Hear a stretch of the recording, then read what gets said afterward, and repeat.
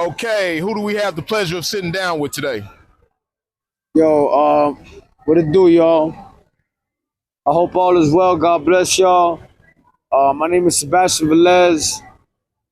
I was born in Maracaibo, Venezuela in 1985. My mother and my father were always present, during my childhood. I was born in 1985. In 1991, after I turned 6, the day after I turned 6, we moved to the United States. You know what I'm saying? My mother and father were always there, but they had huge relationship problems, as well as my dad and I. We never got along. We always fought. You know what I'm saying? So, yeah, I got to the States in 91 and New York first. It was Sunnyside, Queens, East New York, Brooklyn. Then we moved to CT, Bridgeport, Connecticut, Greenwich, Connecticut. It was 2 years in total, you know what I'm saying, up north. After that, my dad, I don't want to go into too much details. For immigration reasons or purposes, you know what I'm saying, we had to flee. And we fled down south, you know what I'm saying? Like Oh, that's why you left the East Coast.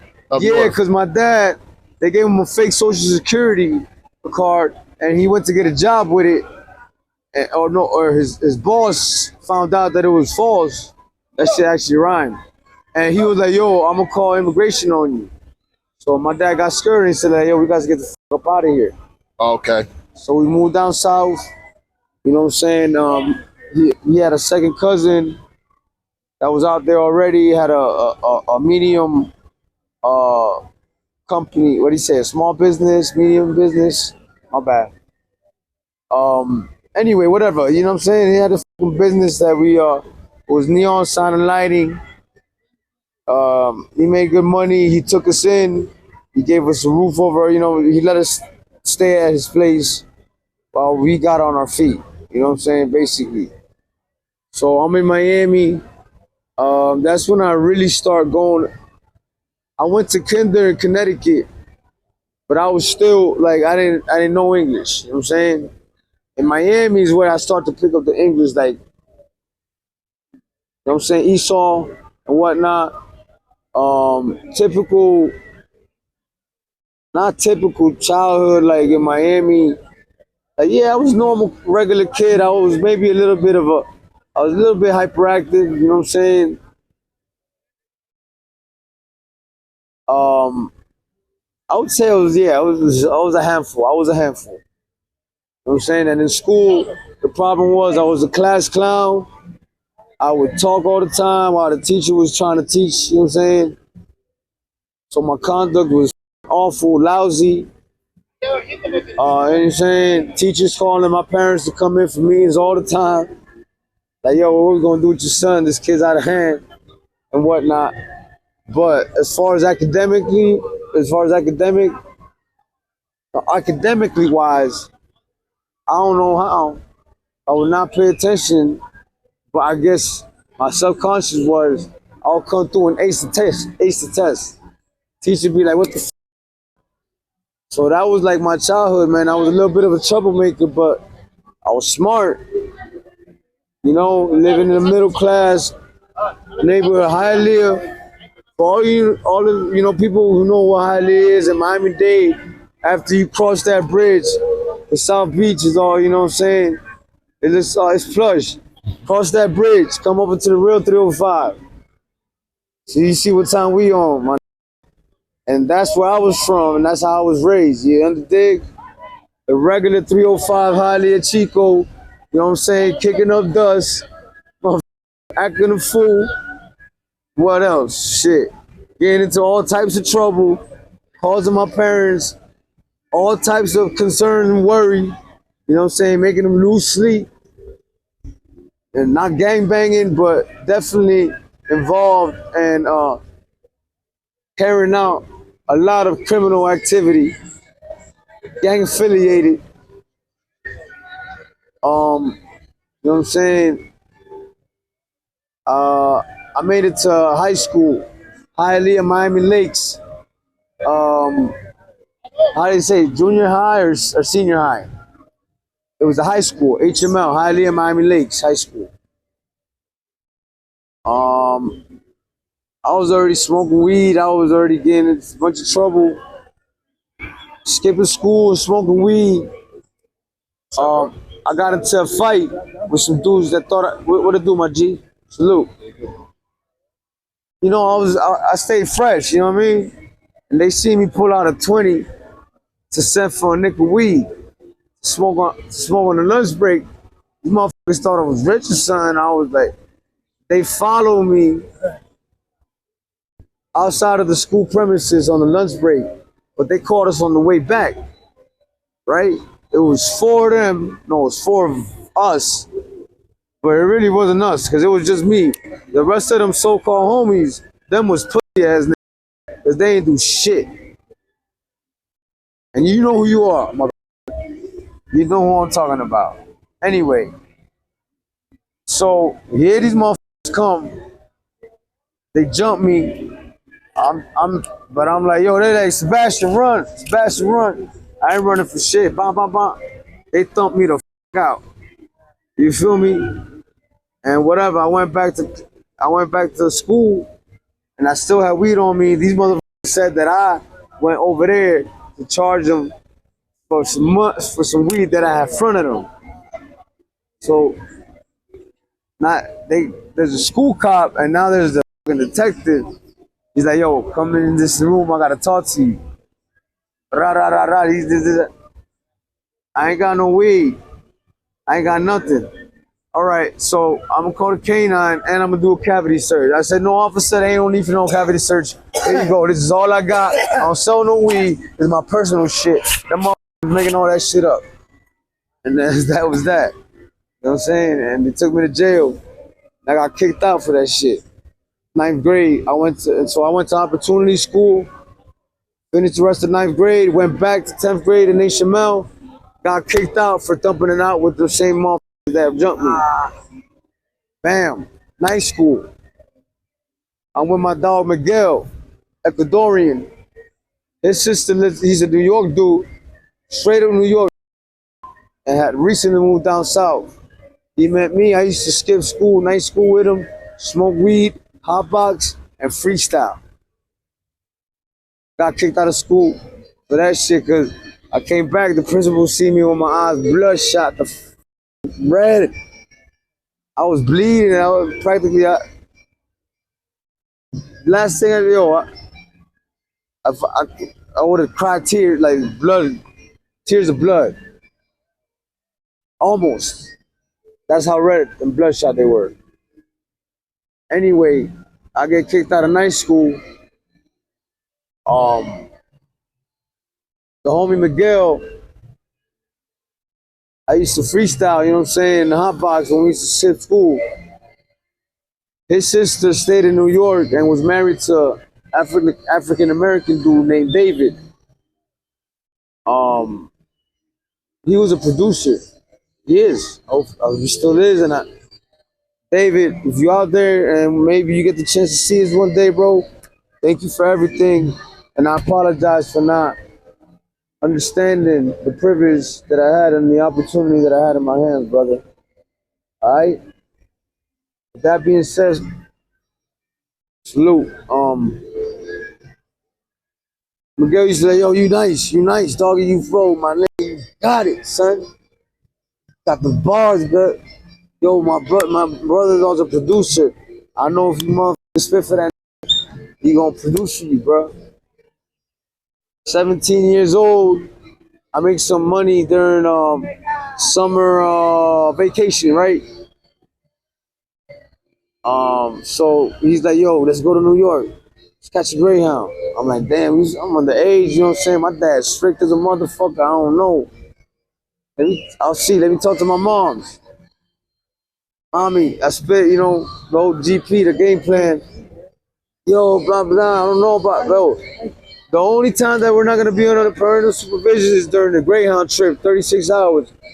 Over there, David is gonna receive us. We'll be under parental supervision the whole time, Mom, I swear. And that was it. She was like, all right, I'll talk to your dad. We took the Greyhound up to New York, Brooklyn, back to New York. I spit for him. He gave me a CD with a bunch of beats. And he said, choose about 4 or 5. We're getting to work. It was fun to go to work while you're here. So that was my first time spitting. I was 17. So that was like 2002, maybe. When I come back, I let my 2 Colombian know. I show them that shit. They get motivated. And we start the group SLC, South Latin Connection. David, the producer, for financial reasons, he had to move down south and move in with the mother-in-law. You feel me? And Miguel. So, and he seen the vision. He seen that at that time, the Dirty South was in early 2000s. Remember? He's like, I guess he thought like, yo, I gotta go down south because that's where it's gonna be at. That's where the next wave is gonna be at. Feel me? So when he comes down, bam, Miguel told me, yo, he's moving in with us. He said he's gonna get to work with you. I was like, bet. I already had my 2 niggas rapping. We already had the group. So when he came through, they were like, yo, I got this now. You know what I'm saying?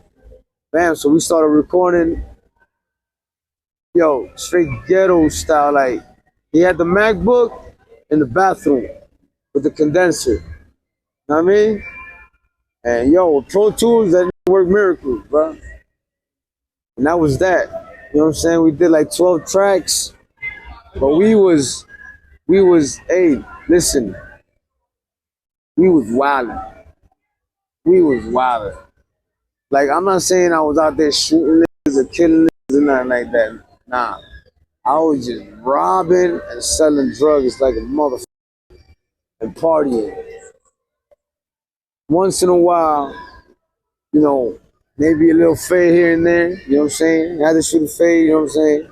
We in the hood, you know, you gotta, sometimes nigga try you, think a nigga some type of bitch or something, you gotta let them know you know what I'm saying? Anyway, yeah, that was, bro, basically the way I'm saying I grew up.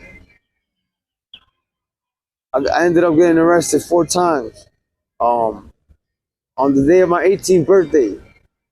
So it's I turned my birthday's on May 30th, right?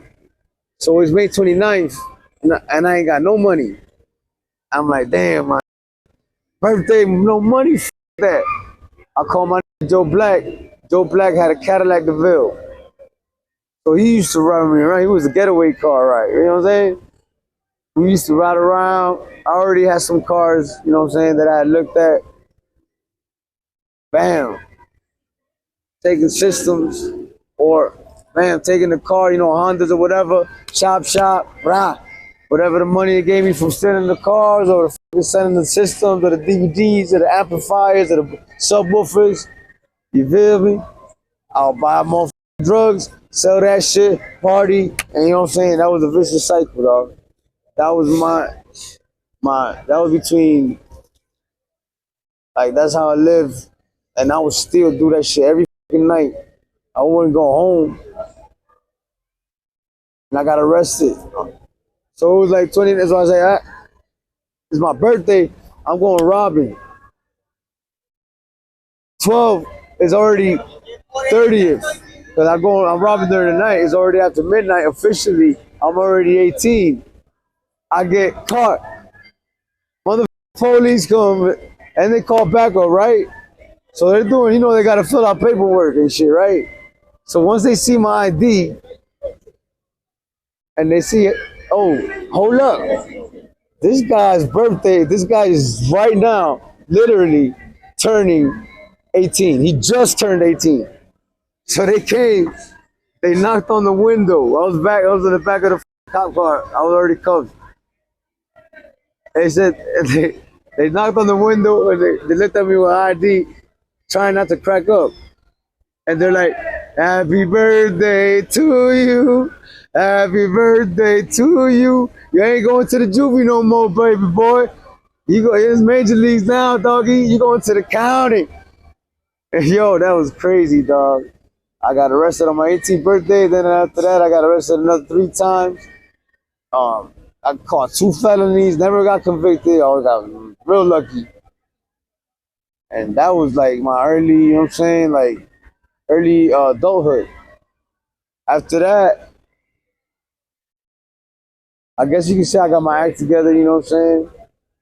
I started around. I stopped around in the street because Chris, he was like, "Yo, what the? Here I am investing my talent, my time, my effort in you guys. I'm shopping you guys around, and you motherfuckers is doing dumb shit. Cause all 3 of us getting knocked up, dog. Flacco ended up getting 17 years for accessory to murder is what it's called. Bam. Ninja, this motherfucker got zany the fuck out. Went, robbed the house, came out with a supermarket, them little carts full of whatever, everything that he robbed, covered it, like halfway covered it, because he's all zany to pill the fuck out. He found the 38 inside the crib and came to where we chilled at with all that heat. And guess what happens? Police pull the fuck up. This motherfucker tries to run away with the car and drops the 38. Huh? Yo, dog. Bam, he gets taken to jail. And now I don't know, like after that shit, all that shit happened, bro. And once Flacco caught that accessory to murder shit, I was like, nah, man. I ain't trying to catch no case like nah, that dog.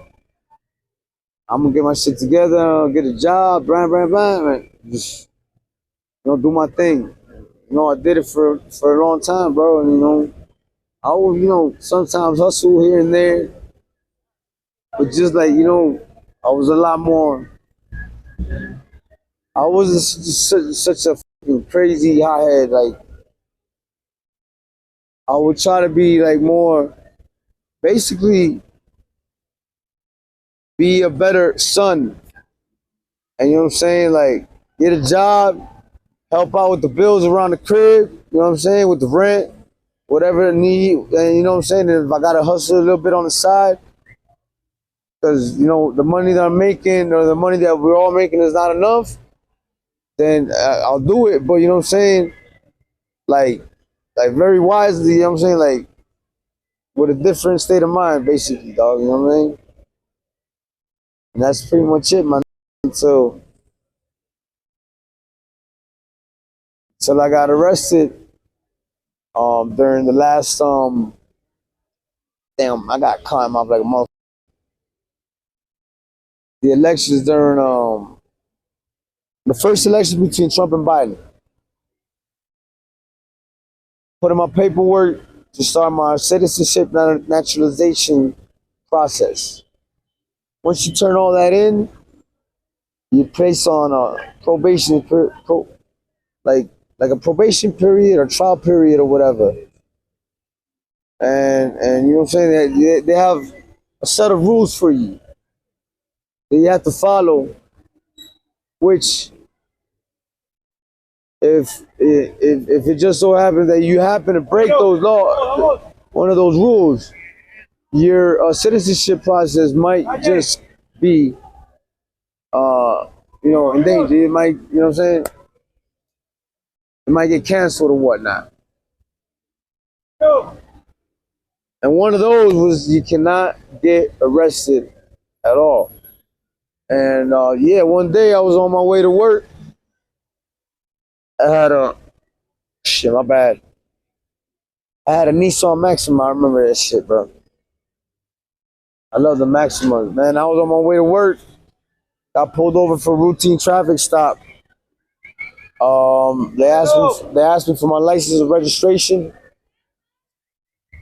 Everything was legit, and so I thought it was. Everything, the registration and everything, the insurance and the car, everything was legit. Turned out my license was suspended and I ain't know. So that shit came up in the system, bam. Cop said, yo, I gotta take you in. I pleaded him, and I begged him not to take me, you know what I'm saying, and to let me off with a warning or something. He said, look, I already called it in.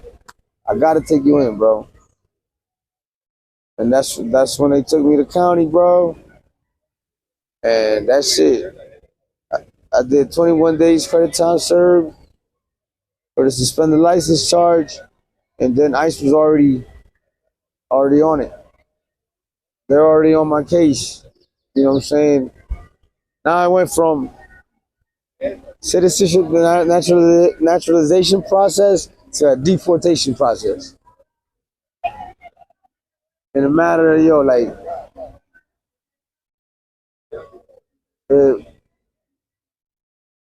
some shit that I did back in the day. You know what I'm saying? It is what it is, bro. I mean, it's fucked up, but had I not done them things, that's when you ask yourself, you know what I'm saying? Like, man, the only thing or the only choice that I had to do was hustle. And you know what, bro? And I think that you agree with me, Freeze. You do have a decision to make, bro. There's people that are in adversities, bro, that we wouldn't fathom to, you know what I'm saying, that we could not imagine. And they have so much resilience that they make the choice not to do the wrong thing and go out there and hustle and let themselves get carried away by peer pressure because niggas is calling you pussy because you don't fight or whatever or because you don't want to slang on the, you know what I'm saying, or because you got some shoes you get from Payless because you ain't hustling on the block. You feel me? And that's what happened, man. I didn't have no necessity to do the shit that I did. You know what I'm saying? So it's fucked up. Whatever, it's Trump. I can sit here and blame Trump all day, but I made the wrong decision at the end of the day, man. And they caught up to me and bit me in the ass. Cause karma's life's a bitch. Like Nas says, but karma's a motherfucker. And when that bitch when it comes back, it comes back to bite you in the ass like a pit bull, man. Like that. And it is what it is. And here I am, dog. Here I am, man. Man, so once you, man, that's an interesting story. First of all, man, been through a crazy roller coaster of life. So, man, fast forwarding towards where you left off, yeah, with the immigration process. How did that go? Basically, the immigration process was basically it lasted was 3.5 years. 3.5 years, I was shipped to a bunch of federal detention centers all over the states, waiting to get processed, waiting for my deportation to finally get processed and get sent back to Venezuela. You know? Who the detention? Nobody likes to be detained. Especially when you don't know when the fuck you're getting out. Because that's how it was with the deportation process. You didn't even know when the shit was. Long ass waiting list. I'm saying, so that's kind of how that situation went, you know what I mean? You know, jail environment, you gotta be on point, you gotta sleep, you go to sleep, you sleep with one eye open, you know, motherfuckers trying to get you, You gotta join a clique or something like that, man. It's not a good experience, man, at all. It wasn't a good experience at all, man.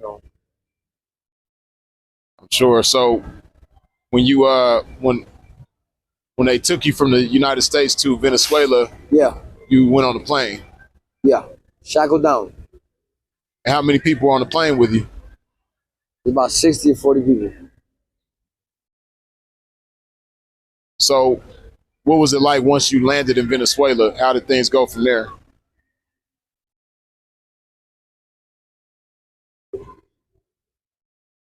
Motherfucker, authorities treat you like shit because they hate the states.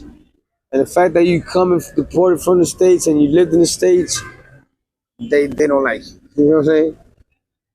So that was one thing. Basically, I got there. They sent me to them, government buildings that process people that get deported. Make sure I don't got no bench warrants or priors in Venezuela where I have to do time in Venezuela too. I was clean in Venezuela. I left when I was 6. I wasn't thugging it. I was thugging when I was 6 years old. You know what I'm saying? So I don't even know what the they was checking for. But anyway, hey, you never know. You little 6 year old. Hey, nowadays, them young boys, they be wilding.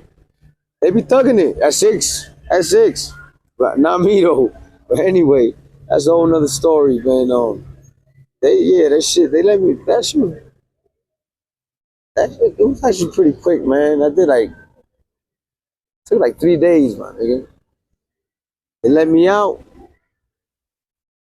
and I caught a bus to Maracucho, Mar- Maracu- Maracaibo.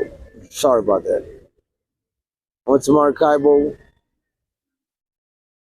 Obviously, going through a culture shock, guilty conscience for all the mistakes that I made, for the drastic change of lifestyle from one moment to the next. The culture shock, just the lifestyle in the States is different from the lifestyle out here. It's not like Bizarro's world. It's just certain shit that you be like, these motherfuckers is funny style. Feel me? Like, shit like that. Nosy. Man nosy in Latin America, bro. Man, let me stop talking. I feel bad. I went too far, didn't I, right? My bad, my bad. Thinking out loud, dog. Thinking out loud. Anyway,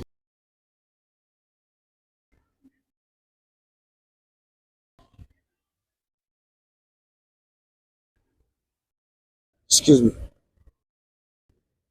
This weather be fucking me up. Um, yeah, I lived with some distant relatives. I was hurting. I didn't have a lot of money. So I decided to come over here, bro. The level of violence over there was ill. Um, yeah, bro, that shit, I was hurting out there, dog. There was no opportunities whatsoever. So I came over here. You know what I'm saying? Hold up. I crossed the border illegally. In the plant, like in the Harriet Tubman Underground Railroad type systems. That's what I like to call it. You pay these guys that have cars. They pay authorities on both sides to turn the other cheek, and they get you across the border like it's nothing. So that was that. I'm in Colombia. Um, I ain't had a lot of time to plan my trip over here. I spoke to a few people about it, so they could tell me about how it is out here, but I didn't get enough time to plan it out. Nor did I have a lot of money, and yeah, bro, I had to, you know what I'm saying, like come over here. I walked for a few days with a bunch of other Venezuelans. here I am, dog. That's kind of basically it, man. You know what I'm saying? So you pretty much been in the streets the whole time you've been in Colombia. Which how long have you been in Colombia now? Yeah, I'm going on like my 3.5, 4 months, bro. Okay, so as far as drugs, did you have a history of drug use before you came to Colombia? Yeah. So how do you think that impacts? How does that correlate with the street life here in Colombia? Having an addiction and living in the streets here. Well, it correlates because well, first of all, drugs are very cheap out here. There's open market places and tolerance zones. You know what I'm saying? Um, the other thing that I was gonna say, I fucking forgot, bro. Tolerance zones, easy to get. All right, so when you live in the day to day and you're in this environment, shit has, I don't know, man, it's crazy. It kind of pulls you in, bro. Because you seeing people doing all types of drugs all the time, you know what I'm saying? And yo, I seen dudes that at first they would only smoke weed, and then you see them like all cracked out or doing heroin. You feel me? Because they were stuck in this living the day to day on the street, and sometimes even paying a hotel room and shit. Like me and Wilson are doing it. You know what I'm saying? It's just it's not stability. You know what I'm saying? It's like living the day to day. It's hard, dog. Too. You know what I mean? So that's basically what it is right now. Living in the streets out here in Medellin, downtown, bro. Tell you the truth, I've ran the streets. You know what I mean? But this is the street out here. When you go to the Bronx, I don't know if you heard of the Bronx. That's a whole nother level, bro. Like, yo, you seen how they do it out there, right? And I don't go into specifics of what the Bronx is, but just a little example. These motherfuckers got bowls full of crack, and they selling it. That shit go like hotcakes, and there's lines, and there's cops riding down the fucking block on, you know what I'm saying? But they can't come in there, and they got everything. You know what I'm saying? And motherfuckers stab you for nothing. Yo, I got stabbed the other day right here with a cell phone. Brand new cell phone, bro. You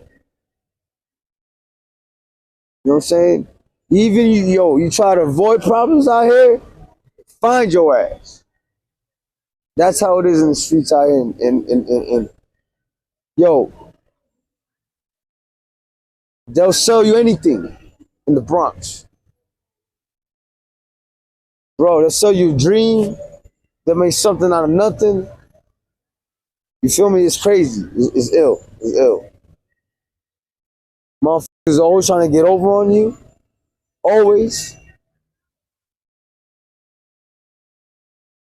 You know what I'm saying? Yeah, they're always trying to get over on you. You know what I'm saying? Take advantage. And instead of, you know what I'm saying, breaking bread. They see you doing good. They're just trying to find a way to catch you slipping and take your shit. Like that. Whether it be when you're sleeping, they'll dig in your pockets.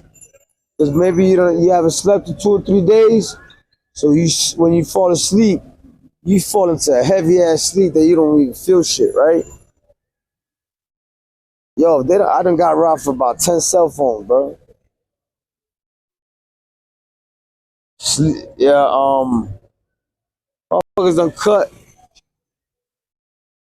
with a fucking razor blade in my shorts and pulled shit that I stashed in my fucking nuts so they don't steal while I'm sleeping. Type shit, you feel me? Hey, Ey, pa, no, parcero. ¿Qué pasó, parcero? Entonces, ¿qué gonorrea? No, parcero. Entonces, ¿qué? ¿Está durmiendo qué? ¿Qué le pasó, parcero? A después, parcero. Sebastian, Después, gonorrea. Sebastian. ¿Y rato, qué piro? Sebastian. Después, sígala, pues, gonorrea. Sígala, pues, piro. Entonces, ¿qué? ¿Está durmiendo el qué? Come on. Piro, hijo de puta. Yeah, man. Agradezca que no tengo el porte gonorrea que lo daño, piro. Come on. We good, man. It's all good. It ain't even worth all that. Have a seat, man. Sit down. Fuck ass. I'm paying attention, man. We good. Sit down. My bad, bro. You good? Huh? Cuando quiera, amigo. Cuando quiera, papi. So, hey, look at him, man. No vale ni la pena, papi. Don't even pay attention. It's not even worth no all vale ni that. la pena.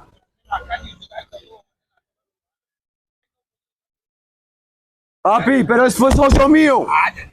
Es socio mío. Bueno, entonces eso es todo, papi. No pasó nada. Eso es todo, sígala. Oye.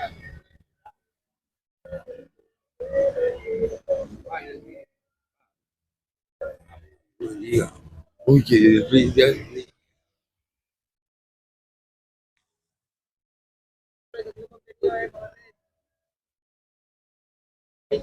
Estoy trabajando. Yo, papi. En el momento no hay nada. Estamos trabajando, estamos en medio de una entrevista, ¿sí sabe? Discúlpame. Sí, por favor.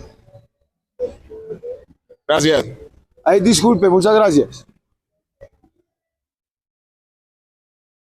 It's crazy, man. Just when you're talking about getting robbed in your sleep.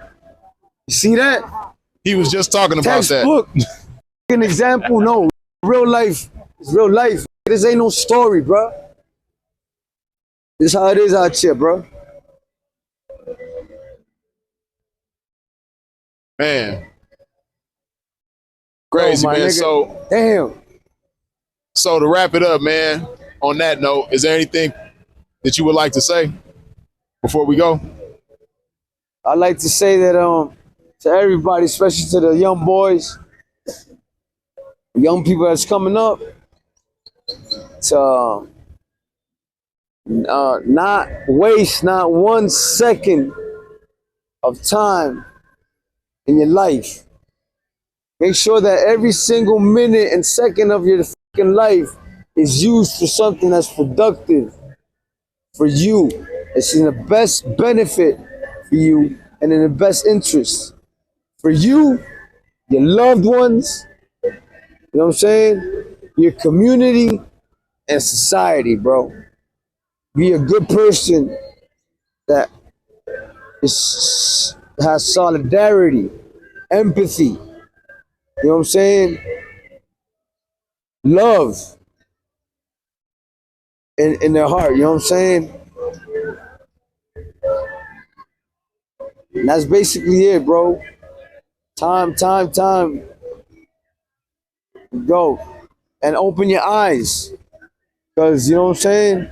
We're in crazy times right now, bro. They got us hypnotized with some dumb shit, bro, with TikTok and all that shit, bro. You know what I'm saying? And so we gotta know how to read the times, read the signs, read in between the lines. And the handwriting is very blurry. You know what I'm saying? So we gotta be very aware of what's going on because people in very high places are doing a lot of fucked up shit.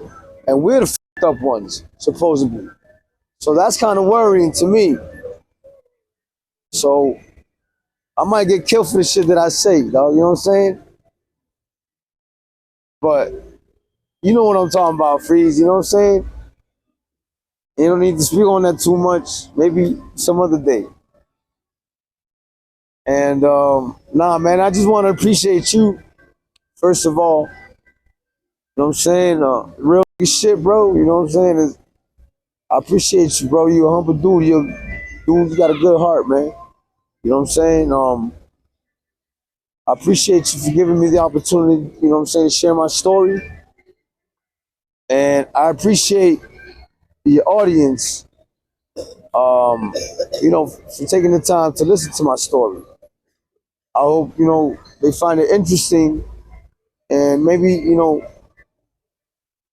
they could learn something from it. And as far as what we gonna do now, and that's the song by Big Crit. Shout out to Big Crit. That shit is ill. Big Crit is poetical. That motherfucker ill. But anyway, what the we gonna do now? Nigga, yo, real don't fall off. You just fall back. You know what I'm saying? So I'm gonna bounce back, and I'm coming back like I ain't never left. You know what I'm saying? I'm gonna just bounce back on these like it's nothing. And every time they try to knock me down, or they do maybe knock me halfway down, or I might slip, I'm gonna get back up with more strength. That's gonna motivate me to go harder, to go ham. You know what I'm saying? That's it, basically, my day. That's what it is, dog. Man, Sebastian, I appreciate you sitting down, taking the time to tell your story, man. Yeah. Talk to you again soon. Thank you. No doubt, bro. Peace. Love. One.